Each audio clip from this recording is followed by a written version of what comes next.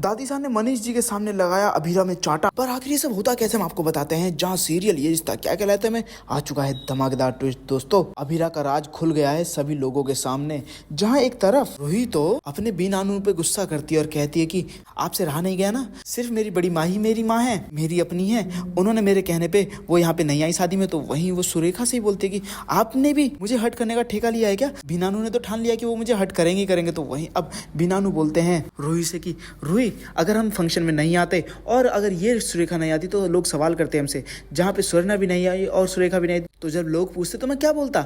जहाँ पर अब रूही तो गुस्से में वहां से चली जाती है। तो वहीं उसे दिखती है वो रिपोर्ट, जिसके बाद उस रिपोर्ट को जैसे ही उठाती है रूही और पढ़ती है कि अभीरा तो माँ नहीं बन सकती। तो वहीं अब रूही को लगता है कि ये बात तो घर वालों को पता होनी चाहिए और वो अभीरा की तरफ देखती है और बोलती है कि अभीरा तुमने अपनी खुशियों को खुद ही नजर लगा दी। जहाँ अभीरा तो बेचारी खुशी खुशी डांस कर रही होती है, उसे तो कुछ पता भी नहीं होता।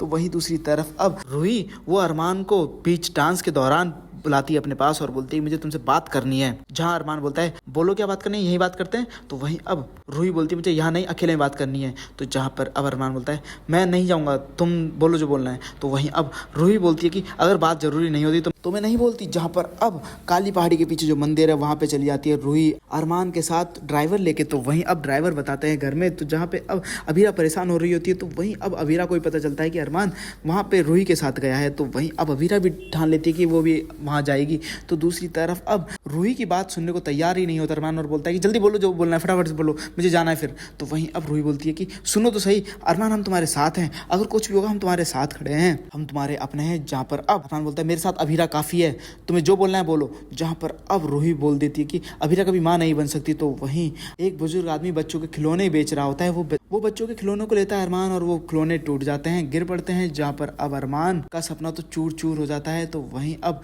अरमान बोलता है रूही से कि तुम ये बात किसी से भी नहीं बोलोगी, किसी से भी नहीं कहोगी। तो वहीं पे अभीरा पहुंच जाती है और बोलती है कि क्या बात किसी से नहीं कहोगी। जहां अभीरा पहुंच जाती है रूही के पास तो वहीं अब अरमान बोलता है ये बात इतनी जाननी जरूरी नहीं है तुम्हारी, तुम मेरे पे भरोसा करती हो ना। तो वहीं अभीरा बोलती है मैं तुम पे तो भरोसा करती हूँ मगर इस पे नहीं, और वो रिपोर्ट छीनने वाली होती है मगर रूही धक्का दे देती है। तो वहीं अब घर में जब वापस आते हैं तो वहीं अभीरा बोलती है मैं तो आउट हाउस में गई थी थोड़ा आराम करने के लिए। तो जहाँ पर अब जानबूझ के रूही उस रिपोर्ट को विद्या के सामने लेके घूम रही होती है। जहाँ पे विद्या और दादी साहब बहुत परेशान है रिपोर्ट को लेकर कि आखिर रिपोर्ट अभी तक आई क्यों नहीं और अभी तक हमारे पास क्यों नहीं है। जहाँ पे विद्या और दादी साहब तो हर जगह ढूंढ रहे हैं और हर किसी से पूछ रहे हैं क्या तुमने अभीरा की रिपोर्ट देखी, ब्लड रिपोर्ट देखी तुमने। जहाँ पर अब किसी को भी नहीं पता। तो वहीं अब जानबूझ के उस रिपोर्ट को रूही विद्या के सामने से लेकर निकलती है। जहाँ पर अब विद्या पढ़ लेती है उस पर कि अभीरा की ब्लड रिपोर्ट है और वो रिपोर्ट रूही से मांग लेती है। जहाँ एक तरफ मनीषा तो अभीरा के हाथों में अरमान का नाम लिखने ही वाली होती है। तो जैसे ही दूसरी तरफ विद्या उस रिपोर्ट को पढ़ लेती हैं तो अब दौड़ी दौड़ी जाती है विद्या और अभीरा का हाथ पकड़ के खींच देती है और कहती है कि अभीरा के हाथ में अरमान का नाम कभी नहीं लिखा जाएगा और अभीरा की रिपोर्ट दिखा देंगी। तो वहीं दूसरी तरफ अब दादी साहब का भी गुस्सा सातवें आसमान पे होगा जब पता चलेगा कि अभीरा माँ नहीं बन सकती। तो वहीं अब वो सबके सामने बोलती कि अरमान अगर तुमने इस लड़की से शादी की तो तुम्हारे घर में कभी भी किलकारियां नहीं गूंजेंगी। तो वहीं दूसरी तरफ संजय बोलते हैं कि ये लड़की है ही ऐसी, ये लड़की तो परिवार डिजर्व ही नहीं करती, इसीलिए तो भगवान ने इसके साथ ऐसा किया है। जहां अभीरा भी बहुत ज्यादा गुस्सा करने वाली है दादी साहब पर, बोलती कि ये रिपोर्ट झूठी है, मैं नहीं मानती इसे। तो वहीं दूसरी तरफ अब दादी साहब का गुस्सा सातवें आसमान पे होगा, वो तो चांटा मारने वाली होंगी। तो वहीं बीच में मनीष बोल पड़ेंगे और बोलेंगे तमीज में।